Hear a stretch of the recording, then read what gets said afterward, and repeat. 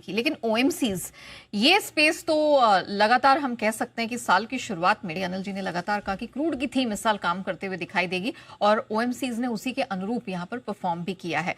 IOC, HP, BP जिस तरह के नंबर्स निकल कर आए हैं उसके बाद हमने देखा है कि ये सारे स्टॉक्स रुकने थमने का नाम नहीं ले रहे हैं। जैन साहब, आप ही का व्यू लेना चाहूंगे ओएमसीज में नंबर्स के बाद, और ये बड़ा सरप्राइज था। जैसे एक्सपेक्टेशन थी, जैसी ब्रोकरेज रिपोर्ट्स निकल कर आ रही थी, वो इस तरफ इशारा कर रही थी कि शायद सुस्त नंबर्स देखने को मिलेंगे, बावजूद उसके एक बिग सरप्राइज देखने को मिला। अब क्या व्यू बन रहा है आपका सर, और इन तीनों में आपको क्या पसंद है?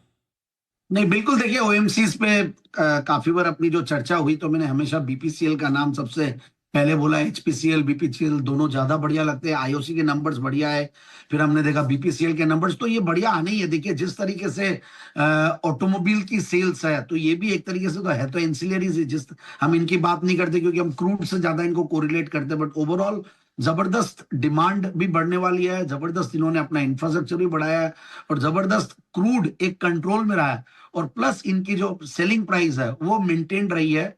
तो मुझे ऐसा लगता है कि बिल्कुल इन स्टॉक्स में इन लेवल्स पे भी वैल्यूएशन सस्ते हैं।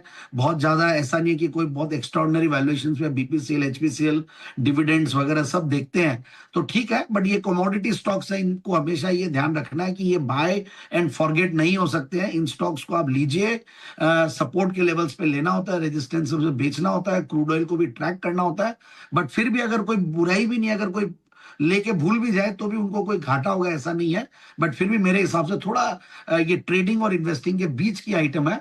बट मेरे हिसाब से BPCL is a good buy even at these levels and buy on dips.